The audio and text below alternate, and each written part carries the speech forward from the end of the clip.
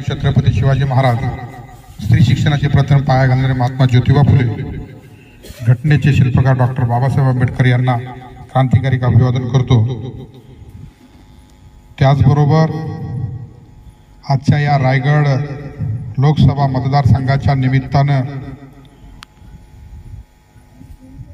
माझे मित्र, आमचे सहकारी रवींद्रदादा चव्हाण, जिल्हा अध्यक्ष रायगड, त्याचबरोबर त्यांच्या समवेत आलेले कांबळे साहेब यांचं आजच्या दिनी या निमित्तानं त्यांचं उत्तर रत्नागिरी जिल्ह्यामध्ये मनपूर्वक शाब्दिक आभार मानतो। आपण आजच्या या छोट्याशा मार्गदर्शन मीटिंगकरिता आलेले सर्व तालुका प्रमुख, मुस्लिम लीगचे संपर्क, त्याचबरोबर सर्व महासचिव आणि त्याचबरोबर काही विभागाचे प्रमुख पदाधिकारी, या सगळ्यांचाच आजच्या दिनी मनपूर्वक आभार मानतो। पण नेहमी संघर्ष करणारी मंडळी असल्यामुळे सातत्यानं आपण प्रत्येक गोष्टीला संघर्ष करताना आपण हितवरून पोहोचलो। माझ्या पूर्वी ज्या ज्या मान्यवरांनी मार्गदर्शन केलं, तालुका प्रमुखांनी मार्गदर्शन केलं, निवडणुका कशा रंगल्या पाहिजे, कशा लढल्या पाहिजे, काय काय त्यांच्या समस्यांना ते सामोरे जाण्याकरिता तयारी कशी असली पाहिजे, या सर्व समस्या आदरणीय चव्हाण दादांच्या समोर आपण मांडल्या। परंतु आपल्याला हे ठावा आता आहे की ज्या लोकसभेच्या उमेदवारी आहे त्या एक स्त्री आहे आणि त्या दादांच्या मिसेस आहे।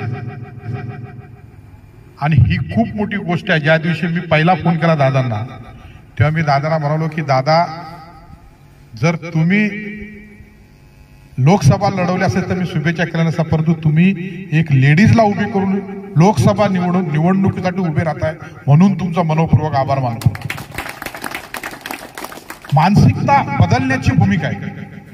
काय मानसिकता आपण आतापर्यंत बदललो? ज्या डॉक्टर बाबासाहेब आंबेडकरांनी घटना लिहिली, त्या घटनेबरोबर धर्मांतर केलं, धर्मांतराच्या पार्श्वभूमीवरती त्यांनी सांगितलं की शिका, संघटित व्हा, संघर्ष करा। मग आताच्या पैकी ते मला वाटतं आडाडी लोक जी होती ती चांगली होती की त्यांनी बाबासाहेबांची साथ सोडली नाही आणि खऱ्या अर्थाने लढले, लाठीकाठी खाल्ल्या, अनेक मार्गाने रक्तबंबाळ झाले, परंतु लढा मात्र सोडला नाही, बाबासाहेबांची साथ सोडली नाही। आज आमची परिस्थिती एवढी मजबूत असून सुद्धा आम्ही म्हणतो कमजोर आहोत। आज आमची काल परवाची गवताची घरं आज बंगले झाले, समोरासमोर गाड्या लागायला लागल्या, चांगल्या चांगल्या पद्धतीचं पटांगण आणि चांगल्या चांगल्या शोभीवंत बंगले उभे केले, हातापायात सोन्यासारखं कळस घालायला लागलो। पोरगा कुठं तर बँकेत, मुलगा कुठं तर अमुक जॉबला, गव्हर्नमेंटला, ह्या सगळ्या ज्या काही दिलेल्या ज्या तुम्हाला आमच्या इथं असणारा पर्यटन म्हटलं जातं, पण पर्यटनच्या नगरीमध्ये रस्त्यांची अवस्था काय, कोणत्या बाजूनी कोणत्या दिशेने महाराष्ट्र घेऊन चाललेले, जर आम्ही तुम्ही विचार नाही केला तर आमच्या मुलांना दादानी सांगितल्या पद्धतीचं मुंबईवाला करावं लागल आणि येरे जाऱ्या मारत राहावं लागल। आमचा कोकण, इतर येणारा जो पैसेवाला, इथले असणारे जे काय पुढारी आहेत ते दलाल एजंट आमच्या शेतकऱ्यांकडे जमिनी घेतात आणि त्यांच्या कमरेत लाद घालून त्यांना भिकारी बनवलं, परिस्थिती निर्माण करतात। आम्ही कधी हे लक्षात घेणार? तुम्ही हे समजू नका की तुम्ही एवढं जरा काय नाही करू शकत। माझ्या विधानसभेला दादा 500 मतं भेटली म्हणजे तो लय मोठा इथल्या विधानसभेचा उमेदवार। 5,500 मतं आम्ही घेतली, 1 रुपया नवा पैसा कोणाला दिला नाही। आजची परिस्थिती आम्ही अशी केली, ते 5,500 लोक बाहेर काढली आणि आज 50,000 लोक उभी राहतील अशी परिस्थिती आम्ही निर्माण केली। आमच्याकडे यंत्रणा नाहीत दादा, आम्ही यंत्रणा उभी केली। आज जे आपण पाहताय या सगळ्यांचा तुमचा आशीर्वाद आहे। बाजूला G+1चं वंचितचं भवन उभं राहते, ही सगळी तुमची ताकद आहे दादा। आणि ही लोकांवर वाट बघतो 5,50,000 5,10 हजाराची, काय अस्तित्व निर्माण केलं आम्ही आमच्या बाबासाहेब। असं तर मला वाटतं कपाळाला हात लावून रडले असते की कशासाठी यांना मी पद्धतीचं बनवलं, कशासाठी यांना मी सायन्स धर्म दिला, कशासाठी यांना मी कान नाक उघडे करून दिले, काय कारण? जो लढा माझ्या वयाप्रमाणे मला लढता आला नाही तो ह्यांच्या पदरात टाकला, त्याचं यांनी बाजारूकरण केलं, आपल्या आयुष्याची मातीमोल केली, आपल्या मुलाबाळांचं भवितव्य बघत नाही, निवडणुकीच्या रिंगणात पडलं का आम्हाला दिवाळीचे सण आठवले जातात, फटाकड्यांचे आवाज ऐकायला येतात, पार्ट्या कशासाठी, कोणासाठी? उभा आयुष्याच्या माणसाने तुमच्यासाठी वाया काय घेतलं, एवढं परिश्रम केलं, एवढं सगळं करून सुद्धा आज आमची लोक म्हणतात आम्ही कमजोर. कशाने कमजोर मी त्यांना विचारतो. म्हणजे मी जेव्हा विधानसभेचा अनुभव दादा सांगतो, मी प्रचाराला सुविधा आहेत त्या बाबासाहेब आंबेडकरांनी दिल्या आणि त्या बाबासाहेबांच्या स्वप्नपूर्तीसाठी आदरणीय बाळासाहेब आंबेडकर म्हणतात बहुजनांनी एका ठिकाणी यायचं आहे आणि सत्ता स्थापन करायची आहे. तो लढा मात्र बाबासाहेब लढले नव्हते, लढले परंतु त्या वयाप्रमाणे ज्या लढले असते तर मला वाटते ती लढाई आज आमच्या पत्रात नसते. आम्ही आता उमेदवारी म्हणून आणि निवडणुकीला पैसेवाले म्हणून उभे राहिलो असतो. तो लढा आपल्याला लढायचा आहे. कोणता लढा? सत्तेचा लढा, सत्तेचा. बाबासाहेबांनी सगळे लढे लढले. तुम्हाला देवळात जाण्याचे लढे लढले, तुम्हाला स्वातंत्र्य समतेचे लढे लढले, तुम्हाला वेगवेगळ्या कपडे घालण्याचे, बोलण्याचे, मतं मांडण्याचे सगळे स्वातंत्र्य तुम्हाला दिले, सर्व लढे लढले. एकच लढा राहिलाय आणि बाबासाहेब दादा म्हणले की तो लढा म्हणजे सत्तेची चावी, ज्याच्या हातात सत्तेची चावी आहे तो खरा ह्या देशाचा नागरिक आणि खरा स्वातंत्र्य समता बंधुत्वाचा पुजारी आहे. आम्ही त्याकडे कधी लक्ष टाकलं का? ग्रामपंचायती आली, कोण उमेदवार आणि मग आमक्या साहेबा कसं काय आता लढाई. आणि त्या सत्तेच्या लढाईला लढताना आमचे खांदे मजबूत पाहिजे. ते खांदे कोणाचे असले पाहिजे हे तुम्ही लक्षात घ्या. काय इथली शिक्षण व्यवस्था, शिक्षण व्यवस्था चांगली आहे, इथं असलेल्या अडीअडचणी चांगल्या आहेत. अरे काल परवा धावाधावी करायला लागलेत. काल परवा आम्ही पाहतोय गाड्यांचा ताफा वाचायला लागलाय. काल परवा आम्ही बघतोय गाड्या, नवीन नवीन नंबरच्या गाड्या फिरवू लागल्या. कशाला? याच्या पूर्वी 5 वर्ष काय करू झोपले होते का? जे लोकसभेचे उमेदवार आज खुलेआम सांगतात स्वातंत्र्य समता बंधुत्व संविधान वाचवतोय, बहुजनांना, दलितांना, आदिवासींना आम्ही न्याय देणार. मग एवढ्या वर्ष काय काय काय गोट्या मारत बसले ते का?